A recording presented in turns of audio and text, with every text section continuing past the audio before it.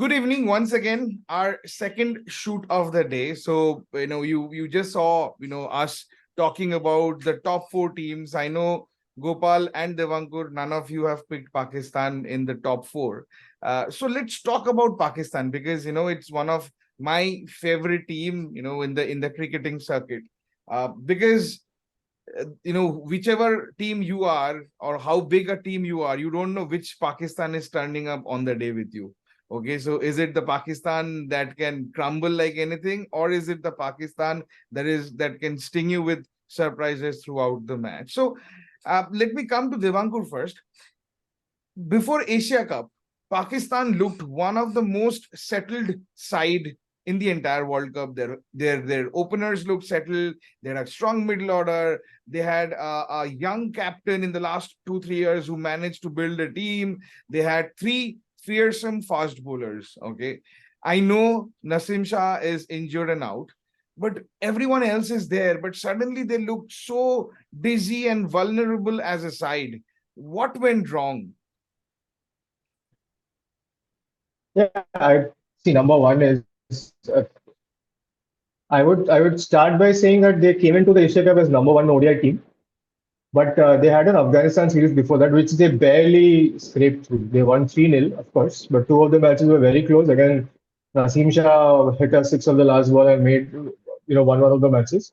And in one of their previous matches, Afghanistan could have changed it down. Mohammad Nabi came very close in chasing that down also. So it could have been a reverse 2-1, Afghanistan winning against Pakistan. So if we have to take both the sides together, Afghanistan giving Pakistan a scare before an Asia Cup, full strength Pakistan side did actually, tell us that Pakistan is, as you correctly said, you don't ever know what teams, is going to turn up on that particular day. Saying the same, Pakistan likes to, live on adversities. I mean, they look for certain scenarios. They look for such scenarios which they go as below as down as possible, and from there onwards they punch upwards, Yeah. and that is what happens with their teams. So this is the lowest that they can get. Ending at number four against the top four teams in Asia. Even Bangladesh, after defeating India, they finished third. So in Asia Cup, they did not turn up actually. I mean, that spinner Shadab Khan was dismal. Uh, their bowling was not that good, and their batting. I mean, as you said, Babar Azam and Mohammad Rizwan failing.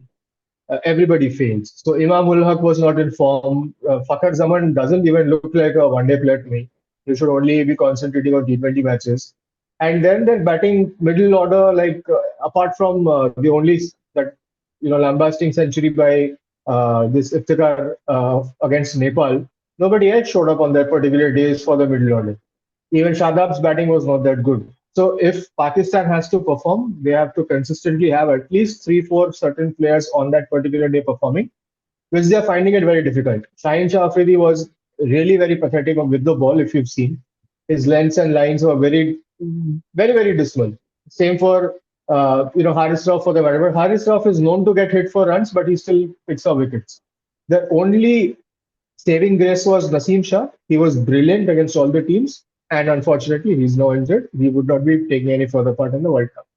So that brings us to their fourth bowling option, or the fourth who has to stand up. And I don't see anybody, of the class of So Shaheen Shafiri, Haris let Rauf, me let me or interrupt Naseem you. Shah. Let me interrupt you a little over here, Devankur. Okay, and Yeah. so one of I think I agree with most of what you said, but I think I disagree to a large extent on one point. Okay, and I think that's one of their major concern.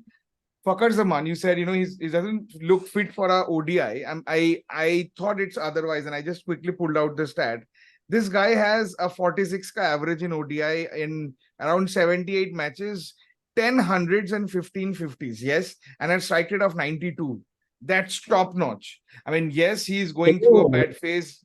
can Everyone you see does. it against? Yeah. Can you see it? Can you check out his performance against the top teams like in Yeah, I see. England, I mean, Australia, New Zealand? no. I see. I know. I mean, he had hit a 195 in South Africa against South Africa, right? So I mean, obviously will not go down that deep. Maybe there are some of those runs scored against weaker teams, but at the end of the day, runs are runs, right? Why I say he's an important player is because if you need to score 300 plus or 350, right, and win, the likes of Babar, Rizwan, Imam, they're not fast starters. And if they get out, they put a lot of pressure in the players following next. Only Fakhar is someone who actually can play long innings and plays at a very healthy strike rate, right? So that is what, and then I think one of the reason why they faltered is because Fakhar is woefully out of form, right?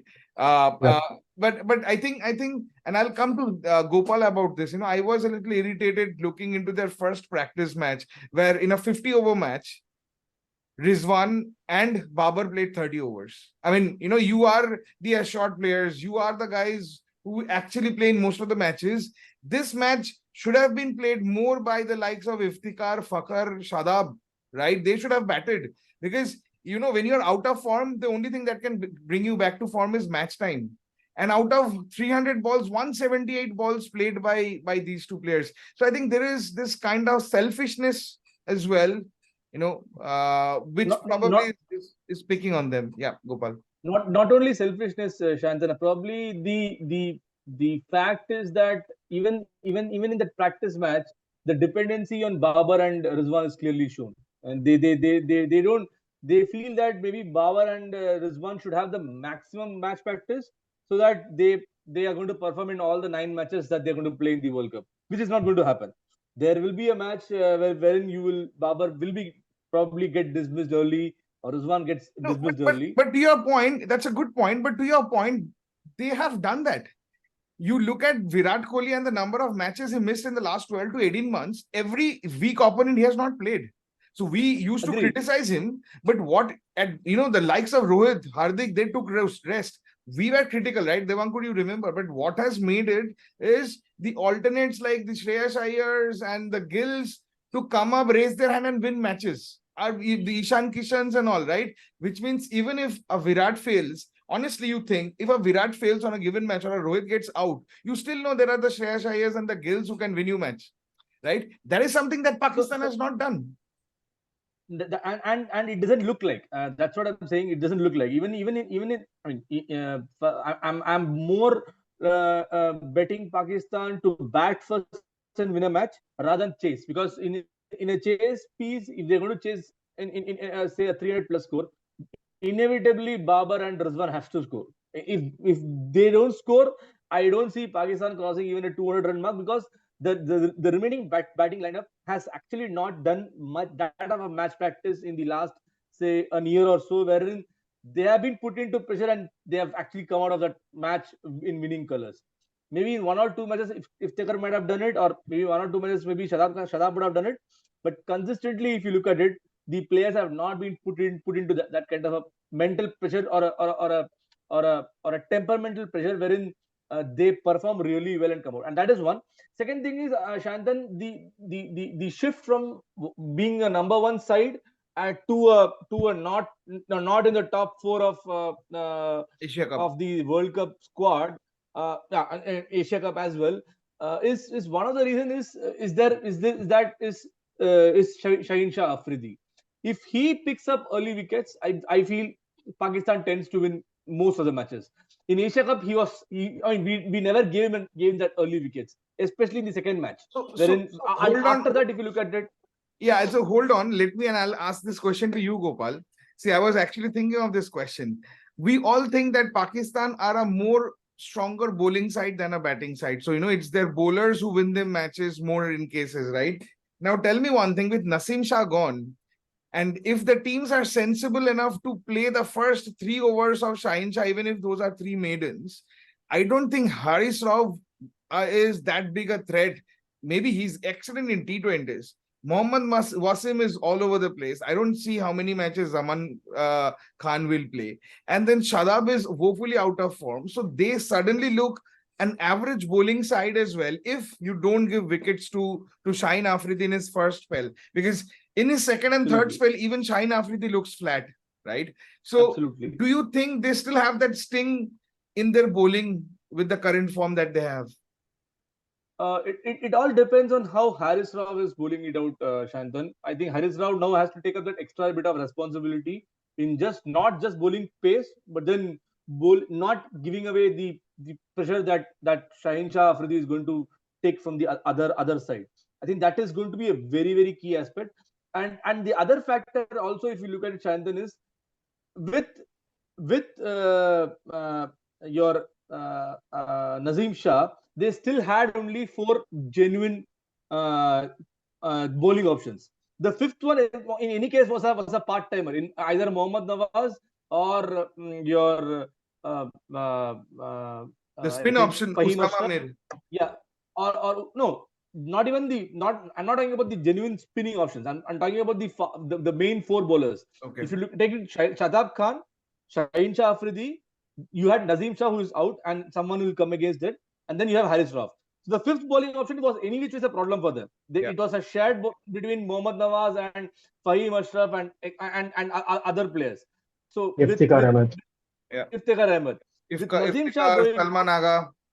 exactly. So with Nazim Shah going out, Yeah. I think Haris Rauf has to take up that responsibility. Else, there are clear case of 20 overs that the opponents can actually Yeah. see of scoring against Pakistan. That's Easy 20 overs. That's a very good point, actually. Devankur, tell me one thing.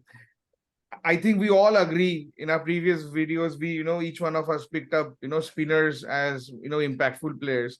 We all agree that spin is going to play a vital role. But that's one area where Pakistan is looking dismal, right? I mean, their premier bowler, Shadab Khan, is not able to pitch the ball in the right length. And then they don't have a good second spinner. Nawaz bowls too flat, and they've not given enough opportunity to Usama Mir, who is the conventional leg spinner who flights the ball, is a tall guy and has a good high release point. So who do you think, if you are the Pakistan team coach, manager, who do you think is going to be your frontline spinners, and what will you tell the spinners? Yeah, I think by seniority, Shadab Khan will start in the starting 11. I mean, you cannot just drop him out of the blue for a World Cup match. And I think they're opening against. I think Netherlands is the first match.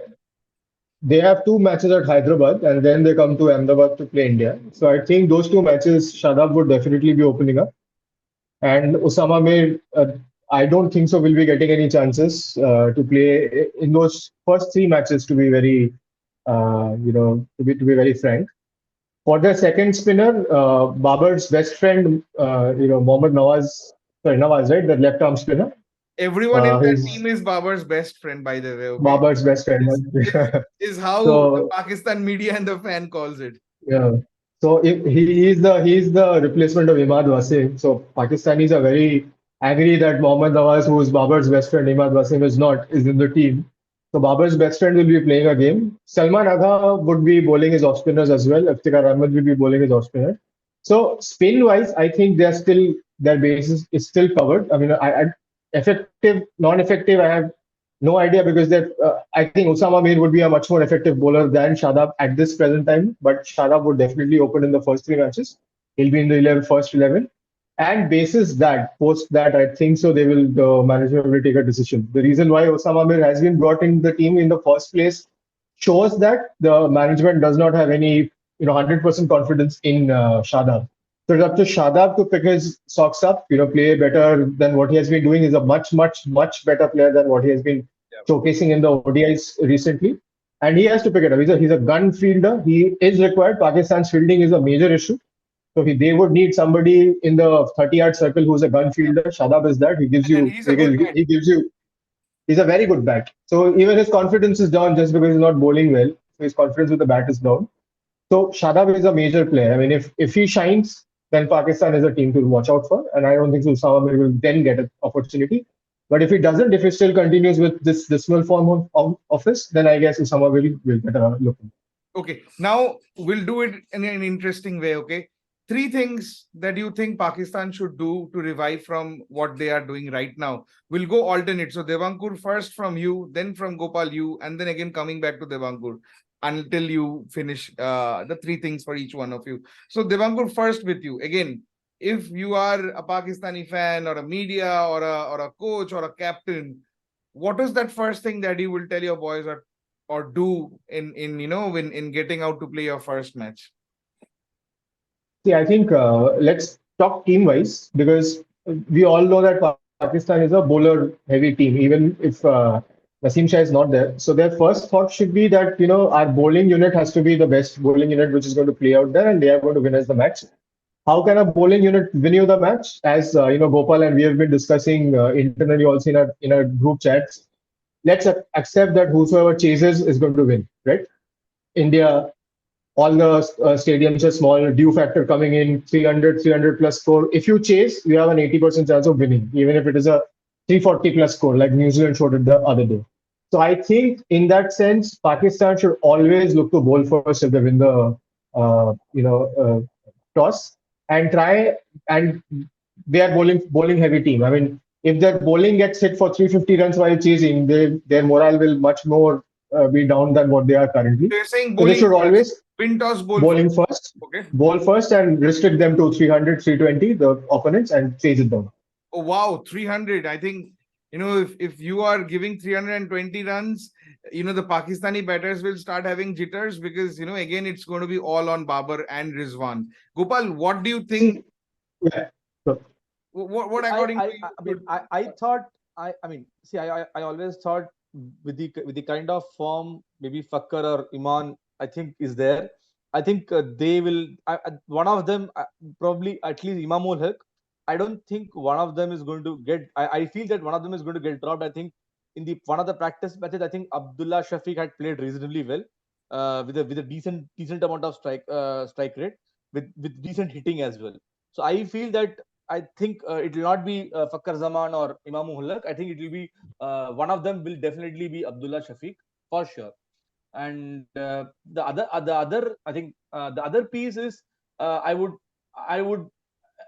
I mean, if your opening batsman is in such dark patches, why it can't be open with Babar? I'll probably put a bet in Babar opening it out, because in any case he's coming into the batting at number 3, having lost a wicket, having lost a wicket early, and the openers have actually used quite a number of balls. So he's already under pressure to start hitting from ball on which he can't do it. Batting, at least opening the bat, at least will give a lot of confidence for Babar to score runs. Is my feel. Yeah. But I think for me, Pakistan has to get their combination right. I think that is where they struggle. I think again in this format, you should not look to chop and change a lot, okay? Because you'll have to build. The players have to pick. I feel if Shadab and Iftikhar plays, they have to bat a little higher up the order versus what they're doing right now, because they can be your strong men. I agree with you. I think Abdullah Shafiq is going to start, because even against the last match in Asia Cup against Sri Lanka, he was the guy who hold the fort together. But again, he is also someone who plays slow. His strike rate is around early 80s, right? With Imam, you at least get a left-right hand combination with Abdullah Shafiq. But I think, somehow, somewhere they'll have to give confidence to Fakkar, because I think that he is one of the guys who's going to win you, if he's in form, win you matches chasing 300 plus total.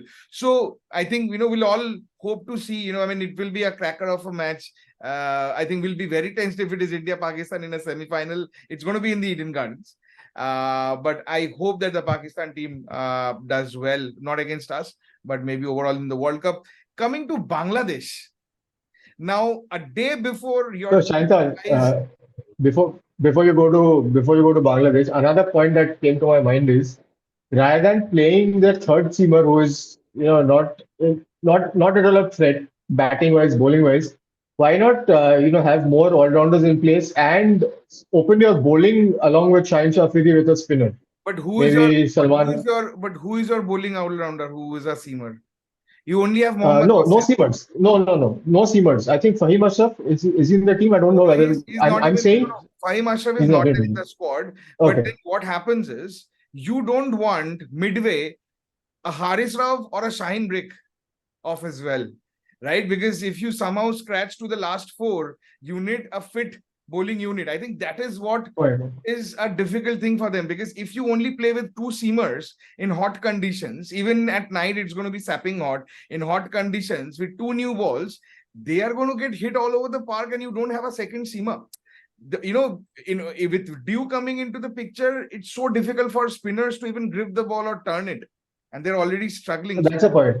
So I think they have There are enough picks. Very bad to them. Yes. Yeah, No, not enough picks. and I think, you know, that is what was surprising, that, you know, they kept playing even against the Minos. They kept playing Shahin Shah, Haris Rauf, Naseem Shah. They've not built that second level and the third level, which is not good. I think if you look at India, God forbid if any of the fast bowlers are out due to injury, you have a Prasidh Krishna who has even played the last ODI, right? So that's how they've Arshdeep. planned it as well. Arshdeep might come in. Arshdeep, I mean, yeah, I mean, you know, you have a cover, and then you We have have bench strength. Yes. your third seamer in the team is as good as, you know, a normal seamer in any of the match, right? Hardik Pandya, he looked fit, he bowled fast, and he will be bowling.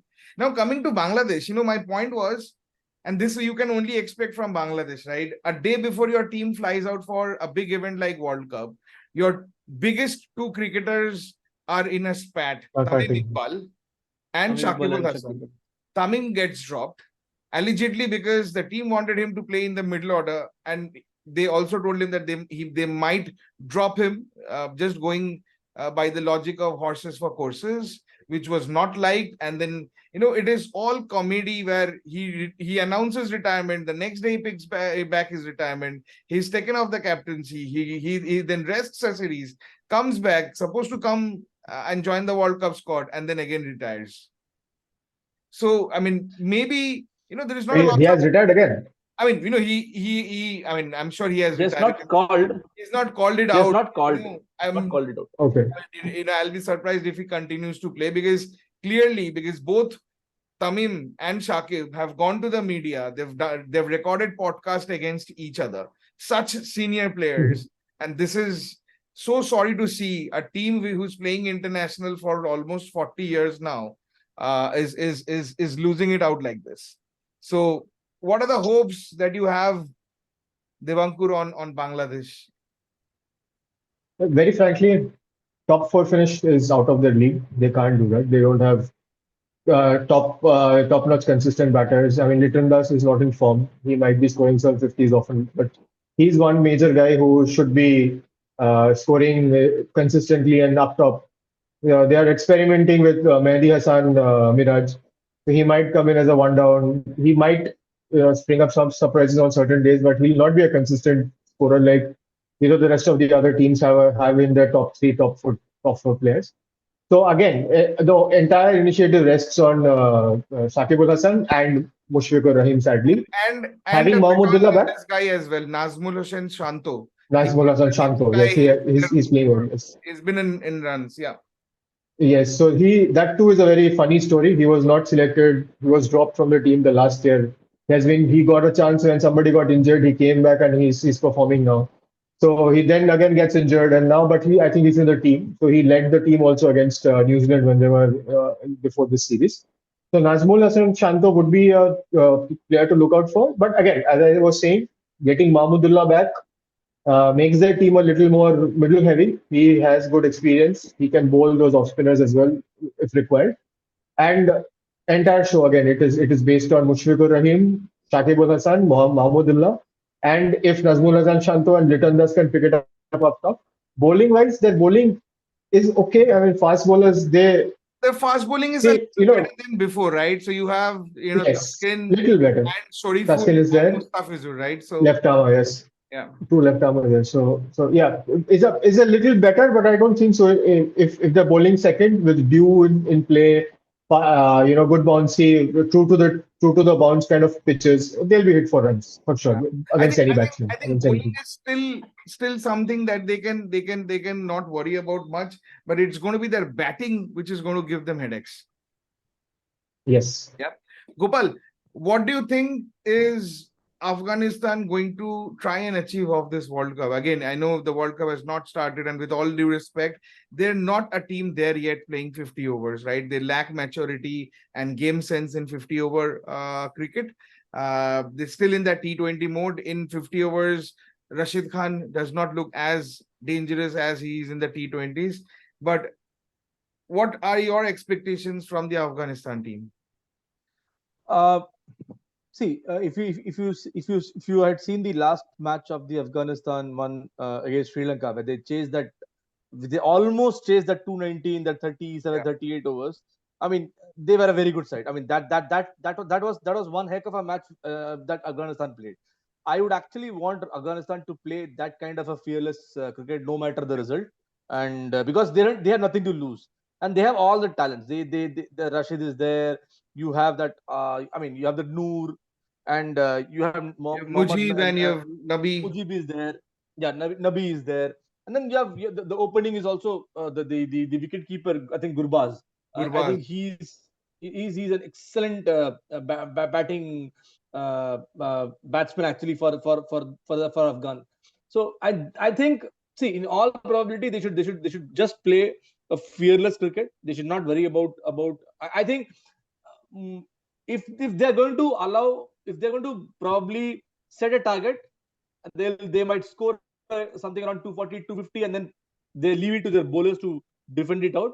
But the challenge would be that if they bowl first and the opponent scores say around 300, 320, that is where the challenge comes in. Who is going to score for them?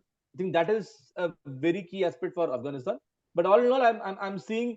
I mean, if they can perform consistently, they are in for a super surprise in the 9 matches that they play. They will have that surprise against the top teams. Yeah. So maybe the last question, and we're just touching around on all the Asian teams.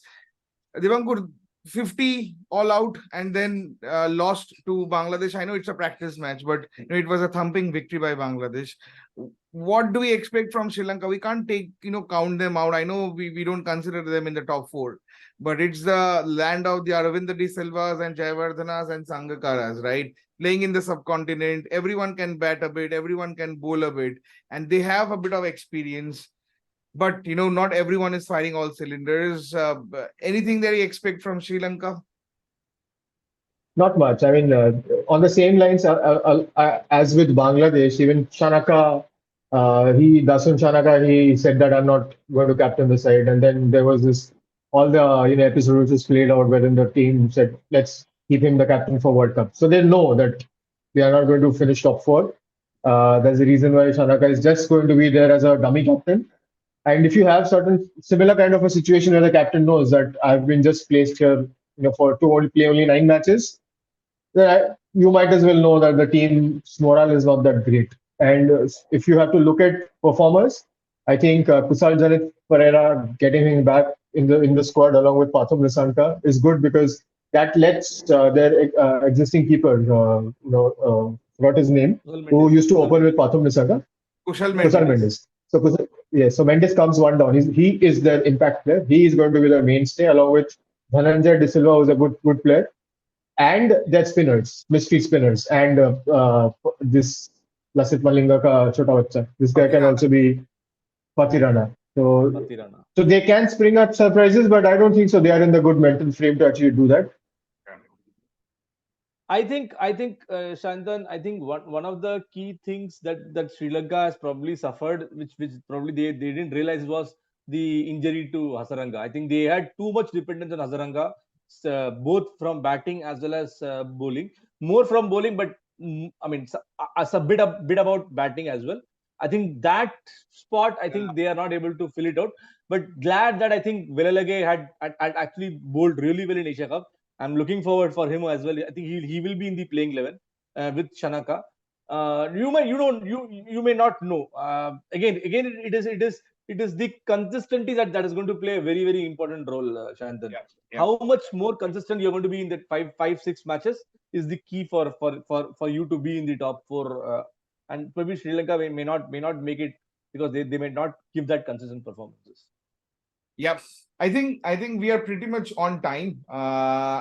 This was a good discussion. I know, we focused a lot on the Asian sides. I think Divankur got dropped, but I think we'll end the podcast over here. I can see Divankur joining back as well. But I think it was a good discussion. We'll be coming back once again to you right before the World Cup starts with the previews of the matches, and we'll try and come a little more often as well. Thank you for watching. Do like and subscribe. We are the team of Just Another Cricket Podcast. This is Shantan from Kolkata, Gopal from Chennai, and Divankur from Mumbai. Signing off. Take care. See you soon. Bye-bye. Good night.